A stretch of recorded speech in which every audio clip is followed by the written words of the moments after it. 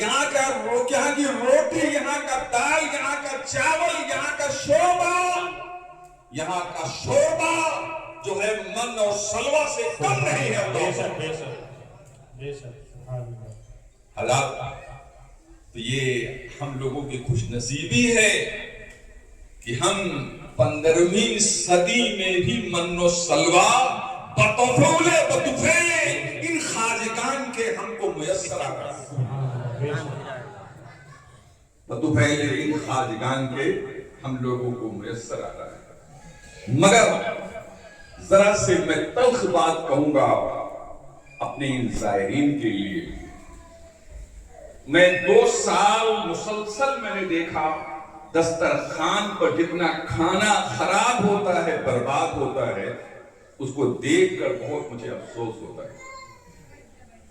اللہ کے واسطے جتنی روٹی کھانا ہوا کرے اتنا ہی دیا کرو، ماں بقیہ رکھ دیا کرو ٹھیک سے. جتنا گوشت کھانا ہو اتنے ہی بوٹی لیا کرو، خراب نہ کیا کرو. جناب والا کھانا لگا ہوا ہے کہ کھانے کے لیے نہ کہ برباد کرنے کے لیے.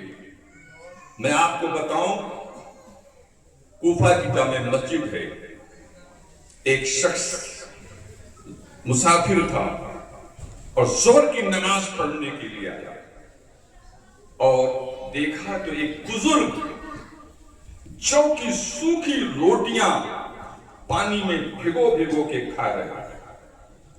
وہ سمجھ نہیں سکا کہ ہیں کون یہ. چنانچہ اور ادھر حضرت امام حسن کا لنگر چل رہا تھا. اس نے سوچا کہ بڑے میاں عجیب ہیں یہ، امام حسن کا لنگر چل رہا ہے. ان کو چاہیے تھا کہ آج تو کم سے کم یہ جو کی سوکھی روٹیاں نہ کھاتے بلکہ جا کر امام حسن کے لنگر میں کھانا بہترین تناول فرمائے. کیا ہو گیا ان کو؟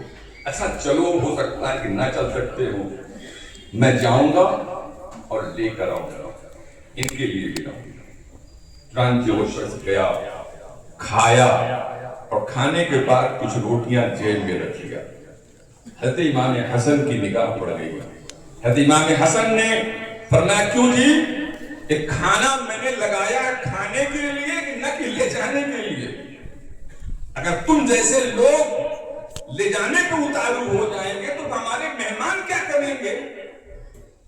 اب آپ اس کو دوسرے رنگ میں آپ یہاں دیکھیے کہ آپ لوگ جب کھانا برباد کرو گے اور بیچارے بعد میں آنے والے سائرین کہاں سے کھائیں گے؟ اس کا احساس ہونا چاہیے. امام حسن نے فرمایا جی ایسا ہے کہ بیٹھو، کھانا سب کھا لیں گے، جتنی چاہنا روٹی لے جانا، بس ابھی روٹیاں مت لے جاؤ، ابھی ہمارے مہمان باقی ہیں، ان کو قاعدے کے ساتھ تناول کر لینے دو. اس شخص نے کہا حضرت معاف کیجئے گا، میں اپنے لیے روٹیاں نہیں لے جا رہا ہوں، میں اپنے لیے روٹیاں نہیں لے جا رہا ہوں. کہا پھر کس کے لیے لے جا رہے ہو؟ کہا کوفے کی جامع مسجد میں ایک بزرگ، انتہائی وجیہ، انتہائی خوبصورت، بہت ہی عجیب و غریب نورانی چہرہ جس کو میں لفظوں میں تعبیر نہیں کر سکتا ہوں، میں نے دیکھا کہ وہ اتنا بہترین دسترخوان لگا ہوا ہے. اس کھانے کے لیے وہ نہیں آئے بلکہ وہ سوکھی چوکی روٹیاں پانی میں بھگو کے کھا رہے ہیں. میں ان کے لیے وہ روٹی لے جا رہا ہوں، میں ان کے لیے وہ روٹی لے جا رہا ہوں. امام حسن نے فرمایا جانتے وہ کون ہیں؟ جانتے وہ کون ہیں؟ کہا کہ نہیں جانتا ہوں. کہا یہ انہی کا صدقہ تم لوگ کھا رہے ہو. بہت عمدہ. یہ انہی کا صدقہ تم لوگ تناول کر رہے ہو. وہ کون ہے جانتے ہو؟ وہ میرے ابو ہیں، میرے والد بزرگوار ہیں، علی المرتضیٰ ہیں، شیر خدا ہیں، فاتح خیبر ہیں. تو کہا کہ وہ اس کو وہاں وہ کیوں کھاتے ہیں، یہ کیوں نہیں کھاتے ہیں؟ کہا یہی تو تم لوگ سمجھتے نہیں ہو، وہ روٹیاں کچھ اور ہیں اور یہ بہترین غذا کچھ اور ہے. اللہ اکبر. کسی شاعر نے کہا جو کی روٹی کھا کے توڑے باب خیبر کو ہے. جو کی روٹی کھا کے توڑے باب خیبر کو ولی کہ جناب سیدہ کے ہاتھ کی تاثیر جناب سیدہ کے ہاتھ کی تاثیر ہے. درود شریف پڑھیے اللہم صلی علی سیدنا و شفیعنا و نبینا مولانا محمد بن سلیم صلاۃ و سلام علیہ یا رسول اللہ. حضرات تو یہاں آئیے باادب بانصیب بے ادب بد نصیب. مگر یہ ہمارے آقا لوگ یہ ہمارے خاجگان لوگ اس قدر رافت رحمت اپنے جد کریم سے پائے ہیں. یہاں کے سادات کو دیکھنے کے بعد اللہ اکبر دل مچل جاتا ہے. جب ان کا یہ عالم ہے تو سرکار کائنات کا کیا عالم ہے. اپنے مریدوں کے ساتھ برابری کا سلوک دیکھنا ہے تو خانقاہ کے کوئی اونچ نیچ نہیں ہوتا. جناب والا اللہ تعالیٰ اس خانقاہ کے فضل و برکات سے ہم سب کو ہمیشہ جو ہے مستفیض ہونے کو توفیق رحمت فرمائے. درود شریف پڑھے اللہم صلی علی سیدنا و شفیعنا و نبینا مولانا محمد بن سلیم صلاۃ و سلام علیہ یا رسول اللہ. حضرات میں نے سورہ یوسف کی جو آیت کریمہ تلاوت کی ہے اللہ عز و جل فرماتا ہے قل اے نبی تم فرما دو. امام احمد رضا کے ترجمے کی یہ خصوصیت ہے لفظ ایک ہوتا ہے مگر نسبت سے وہ معنی کو تبدیل کر دے. یہ خوبی آپ کسی مترجم میں نہیں پائیں گے. قل کا مخاطب اگر پاک پروردگار ہوتا ہے تو امام احمد رضا کہتے ہیں عرض کر. اور قل کا مخاطب اگر بندے ہوتے ہیں امت ہوتی ہے تو امام احمد رضا ترجمہ کرتے ہیں تم فرما دو. تم فرما دو. اب چونکہ یہاں پر امت مخاطب ہو رہی ہے اس لیے تم کا کل کا ترجمہ تم فرما دو. ہذہ سبیلی یہ میرا راستہ ہے یہ میرا مسلک ہے یہ میرا منہج ہے یہ میری سنت ہے. قل ہذہ سبیلی ادعو الی اللہ میں اللہ کی طرف بلاتا ہوں میں اللہ کی طرف بلاتا ہوں. علی بصیرۃ انا ومن اتبعنی میں اور میرے جتنے پیروکار ہوں گے میں اور میرے جتنے سنت کے متبع ہوں گے فالوورز ہوں گے ان سب کی دل کی آنکھ کھلی رہتی ہے. ان سب کے دل کی آنکھ کھلی رہتی ہے. وسبحان اللہ اور اللہ کی پاکی ہے. وما انا من المشرکین اور میں شرک کرنے والا نہیں. حضرات دیکھیں ایک ہے بصارت اور ایک ہے بصیرت. بصارت یہ سر کی آنکھ سے جو ہم آپ دیکھ رہے ہیں یہ کیا ہے بصارت ہے. بصارت جو ہے سامنے دیکھتی ہے پلس تھوڑا سا ادھر دیکھتی ہے تھوڑا سا ادھر دیکھتی ہے. مگر بصیرت جب دیکھتی ہے تو اس کے لیے کوئی پردہ نہیں ہوتا کوئی حجاب نہیں ہوتا. وہ جیسے آگے دیکھتی ہے ویسے پیچھے دیکھتی ہے ویسے دائیں دیکھتی ہے ویسے بائیں دیکھتی ہے. تو بصارت اور بصیرت میں بڑا فرق ہے. بصارت سب کو ملتی ہے مگر بصیرت نبی کو خدا نے عطا فرمایا ہے. اور نبی کے لانے والا جو متبعین ہوتے ہیں جو ان کے فالوورز ہوتے ہیں اللہ تعالیٰ ان کو عطا فرماتا ہے. وہ علماء ربانیین ہوتے ہیں وہ صحاب ہوتے ہیں وہ اولیاء کرام ہوتے ہیں. تو نہ پوچھ ان خطہ پوشوں کو ارادت ہو تو دیکھ ان کو یہ دے بیضا لیے بیٹھے ہیں اپنی آستینوں میں.